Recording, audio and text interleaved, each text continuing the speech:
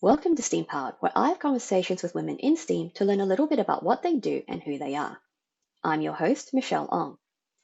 My guest today is Dr. Kat Taylor.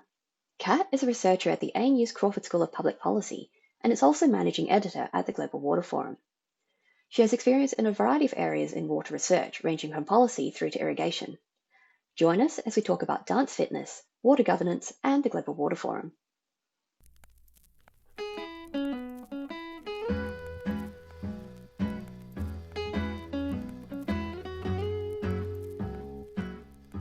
Hello, Kat. Thank you for joining me today. It's been a bit of a challenge this morning, but hopefully we'll be able to keep going and, find out a little bit more about you. Thanks, Michelle.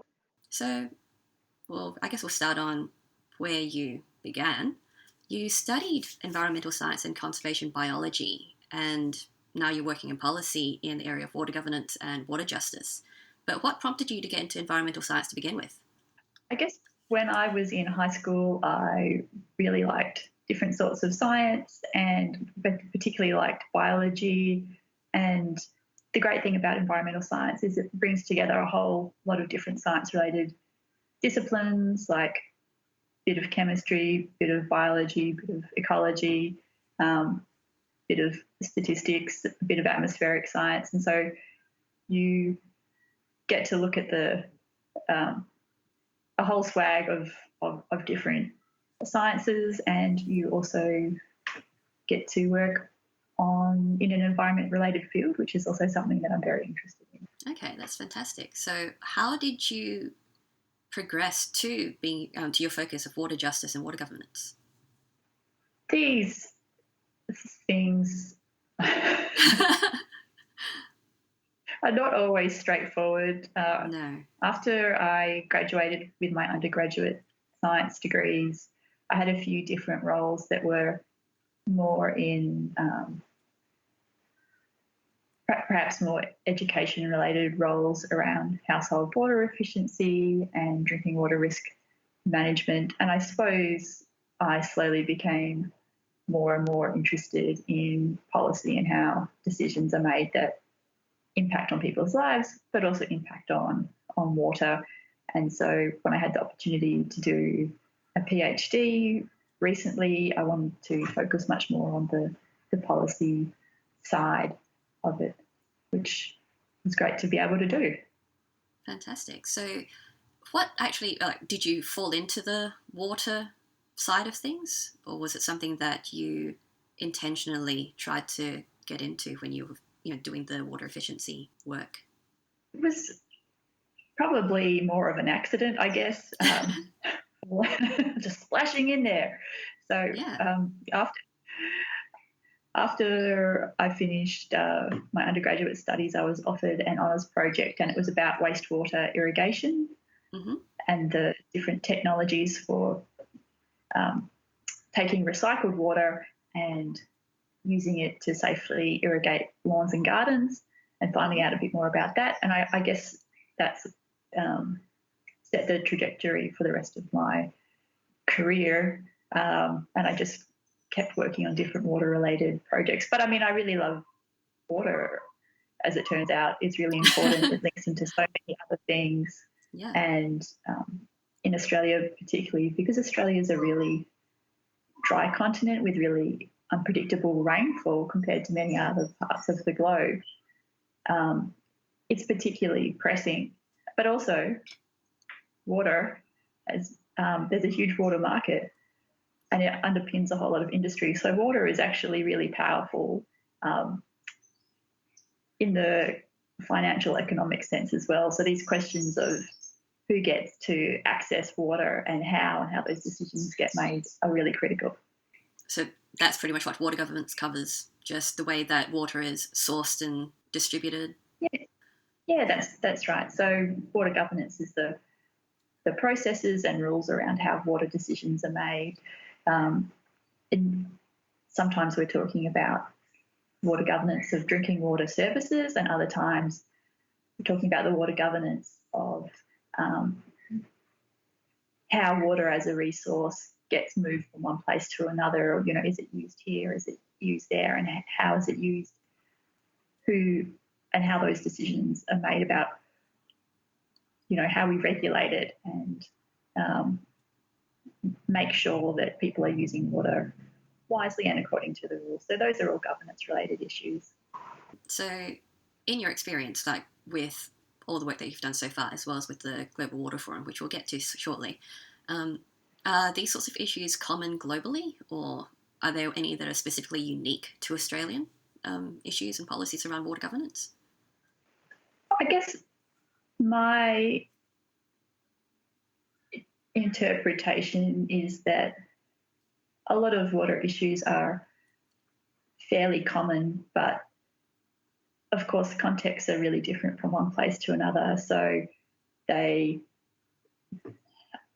guess they look a little bit different and they're approached differently, but often some of these core questions are quite similar. So, water governance truly is something that's a global issue, even though that's not I'm not suggesting that there should be a single global approach. Yeah. Yeah. Is there anything particularly interesting or pressing about governance in Australia for water? Or is there just too many? Okay. There's a whole lot of issues, and many of them are on the Global Water Forum website, which I encourage people to look at and read. We had a really great article posted up a few weeks ago from our Indigenous water knowledge and issues editor, Kate Harridan, and she looks at some of those questions around Indigenous science and knowledge, but also Indigenous sovereignty and self-determination, rights and responsibilities for water and how that plays out. So I think that is it's certainly been identified as an issue that's important and much more. It would be great to see much more progress on that issue. So, but yes, there is certainly a lot. There's certainly a lot going on. We don't have time to unpack all of that today, Michelle. No, we don't. grab water in Australia. It's a little bit too broad. Yeah. Don't get me started. I'll just be here for hours. We could do that. But yeah, so tell me about the Global Water Forum. Like, what do they provide? What do they offer? So Global Water Forum, which you can find at globalwaterforum.org, is a website where water researchers and practitioners or anyone who has an interest in water can contribute articles. Global Water Forum is very committed to open access, so all of anyone is free to access our articles, and we also have links to a whole bunch of different water resources that are also open access, such as different ebooks or lecture series that anyone can read or watch if you like to. At the moment, Global Water Forum is really trying to support and amplify some voices around water that are not necessarily heard often enough. And so recently we've got a social justice water topic editor on board to help working with that. So yeah, really Global Water Forum there's a whole lot of challenges around water governance in the 21st century, and we just focus on providing information that's accessible around that. Great. So this is just for everyone. It's not just for policymakers or people who are actually involved in governance. It's like everybody from students onwards. Yeah, everyone can read it. It's probably a little bit more focused on water nerds than anyone else, but anyone can read it. And one of the things that we do try and do is have explainer articles where we take particular water concepts or topics that are maybe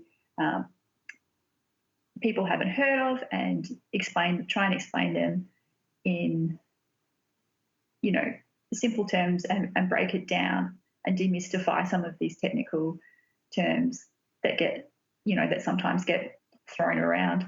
Another thing we do is have articles that are sort of short potted versions of research articles that, and once again, just trying to break down some of the concepts, which I think it's really great for readers, but also for authors to share their work with a wider audience.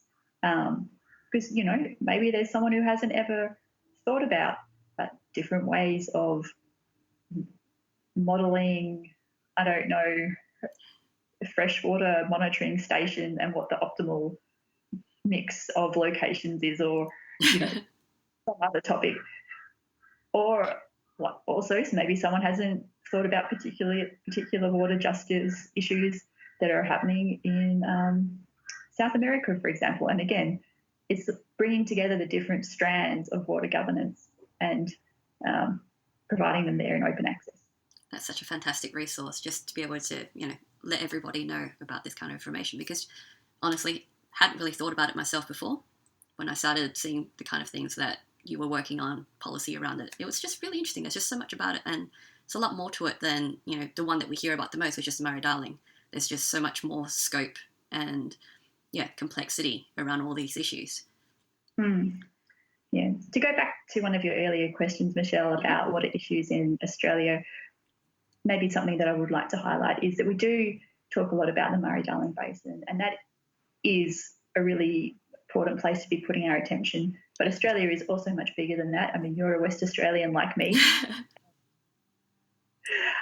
We have water here too, and yes. Likewise through Northern Australia. So I think something that I think is important for Australia to focus on is what's happening outside of the Murray-Darling Basin as well, and putting some kind of critical analysis on that, and not having both those issues but also those innovations that are coming from other regions being overshadowed by what's happening in the Murray-Darling Basin.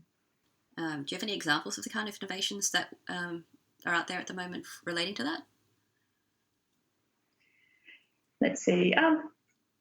One really interesting thing that's happening in the Kimberley is the Martuwarra Fitzroy River Council, which is a water governance body that traditional owners have set up that brings together different native title groups along a river called the Martuwarra, otherwise known as the Fitzroy River. And there's a really great paper written by Anne Paulina about that, which we can maybe put a link to in the comments. Yeah, definitely. But that's a really great example of an innovative water governance structure that's emerged from the regions. It's not necessarily like coming out of the National Water Initiative, which is our national framework. It's coming from traditional owners, and they're doing some great stuff there. So a lot of smaller communities developing their own infrastructure and processes around management. Or is this unique? Look, there's lots of things that are happening all through Australia and Northern Australia. I feel like this council is doing some interesting stuff. And that's around river governance and cultural governance. So yeah, I'd encourage everyone to check out their work. And they've got a website as well. Oh, excellent. We'll link that as well. Okay, yeah. So at the Global Water Forum, as managing editor, what does that involve? So I have a great job because I get to work with a wonderful team of people, our topic editors, and they are people that have experience in different water topics. They're located around the world, and so I work with them to find interesting articles and bring them to the readers every week. And so with topic editors and I sometimes reach out to authors and say, hey, what do you think about an article like this?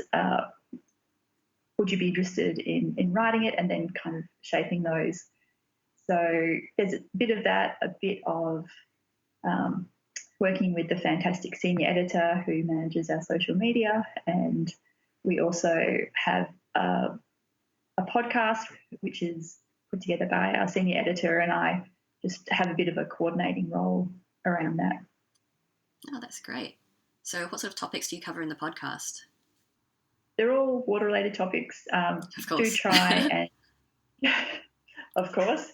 So at different challenges. So the podcast does long-form interviews with usually with water governance experts from around the world, and that just looking at particular issues in different regions and a bit of around the politics of those. So, yeah, check it out. Yeah, definitely.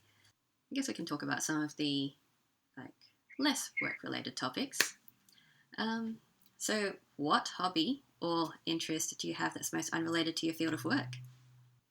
Well, I do a dance fitness class called Funk and Fit. And when I say I do, I mean I take part as a participant in that. And so it's funky and I'm getting fit. So that's pretty fun. And you can only find it in Broome. It's put on by the wonderful dance instructor Justine de Broome. Yeah. And I also previously used to present radio. I presented the breakfast show on Radio Galari here in Broome in the past, and also I used to have my own podcast. It's not the Global Water Forum one, but a few Australian-based environmental podcasts, which with some friends, and that was a great thing to do. It's something I've put on hold for now, though. So with Funk and Fit, tell me more. Like, what makes it unique to Broome? It's unique to Broome, and that Broome is the only place that you can do it. And Justine is she's a fantastic instructor and a wonderful dancer, and she just knows how to make fitness fun and bring in great music and get everyone there shaking and strutting their stuff, but also doing a lot of squats and strength work as well. And sometimes somehow you just don't even notice that you're working hard. So that's the best way. So that's Funk and Fit. And if you're ever in Broome, you can just drop into classes. They're very reasonably priced. Little plug right there. Yeah. Get into it. Get into it. So is it a specific style, or is it just a blend of everything? Look, I guess it's a little bit Zumba-y, maybe a little bit dance hall, a little bit. It's just different kind of contemporary dance styles. That's cool. So, yeah. And nice. I've heard people say about Justine that she doesn't teach dancing, she teaches happiness, which I think is a really great description of someone, who inspires people around her to enjoy life and being together and having fun and dancing. That sounds much better than doing anything like spin class. It's pretty great. If only we could phone Justine and just have one of her in every city. Oh, that'd be cool.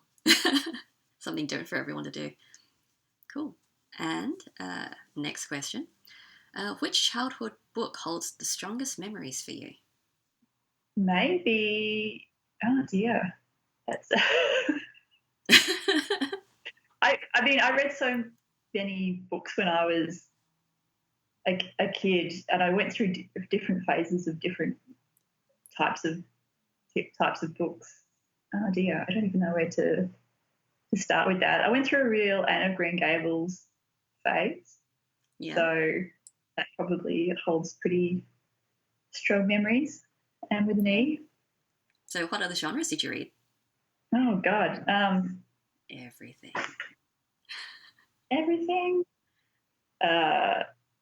Different kind of young adult literature, sci-fi, fantasy. You didn't discriminate. The classics, you know, things like The Secret Garden, Not really. I read a lot of. The only thing I didn't read were horror books, because things like Goosebumps were a little bit too scary for me. So Yeah, there you go. that's good. Broad range of reading, anyway, is always good. Lastly, what advice would you give someone who would like to pursue the work that you're doing, or what kind of advice would you tell them to ignore? Look, I think what I found really useful for me is not everyone wants to or needs to do a PhD, and so I think if people are unsure about it, let me tell you that you can do it with persistence, but also you do not have to do it. So only go down that path if you feel like you want to commit to it. But something that I personally found helpful was having a big break between my undergraduate studies and my my PhD studies to do lots of different types of work, live in different places, actually really figure out what I was interested in and what I wanted to do and where I wanted my career to go. And so I think if there are people who feel like around study, if they want a bit more time to take that and let life experience teach you where your passions actually lie, but also at the same time, I would probably say that I feel like my career has been very unstructured, and that has a whole host of pitfalls and problems with it as well. And so um, having a focused direction and knowing where you want to go is also quite important. So, what sort of pitfalls did you have in, I guess, the journey while you're trying to figure this out? I mean, there were times where I was working in roles that were perhaps, where I still learned interesting things, but they weren't necessarily particularly relevant to what I've ended up doing. And sometimes that's that's part of it, and you need to do those things. And other times it is, you do reflect on things and think, oh, I could have, focused that energy a little bit more. So I guess that's me. Like, really, it's much, if you have a clear vision about what you want to do, it's much easier to go after that and to, look for different opportunities and get the training that you need and not get distracted with, there's so many things that we can do with our time, and just figuring out what are the ones that are really going to be most helpful and you get the most out of. It's good advice. Being able to have a focus so that you at least can direct your energies in the right way. So, is doing a PhD something you'd always considered, or is it something that you only came to the decision to once you'd had a little bit more experience in work? No, I initially said that I was not going to do one. I think when I was in my 20s, I felt like I had enough time in different types of schools, and it was only later on that I'd had some time to think about it, and I thought, okay, I wouldn't mind going back and, really thinking in that academic and theoretical way again. So yeah, and it lets you hone a specific topic that has taken your interest over that time. yeah, that's right. So, would you like viewers or listeners to reach out to you or find out more about what you do? If the listeners are interested in water, I'd encourage them to go to Global Water Forum, have a read, maybe write an article and send it in. If the contact details are on the website to contact the managing editor if they want to pitch a story. And yeah. Yeah, thanks so much for this, and really appreciate taking the time and suffering through all of our technological issues this morning. But yeah, all the best. Thank you. Yeah, thanks so much, Michelle. I've loved being on Steam Powered and having a bit of a chat. Have a great morning. You too. The issues around water and the way we source and use it are complex and touch on so many areas ranging from rights through to conservation and efficiency. So it's brilliant that we've got organisations like the Global Water Forum who provide an open resource to share the challenges and initiatives around water governance. Kat also wanted to share that one more piece of career advice that she found valuable is to find good mentors. Seek out people who you admire, respect, and enjoy working with, because good mentors make an enormous difference to career development. You should also not be afraid to leave a toxic work environment if you need to. To learn more about Kat and what we discuss on the show, or to connect with us, please visit the Steam Powered website at steampoweredshow.com. You can also reach out to Kat on Twitter at @SelinaTaylor. If you enjoyed this conversation, please let me know. Subscribe to this channel, leave a comment below, and share this with your geeky and geek-curious friends. To find out other ways to support Steam Powered, visit steampoweredshow.com/support. Thanks for watching.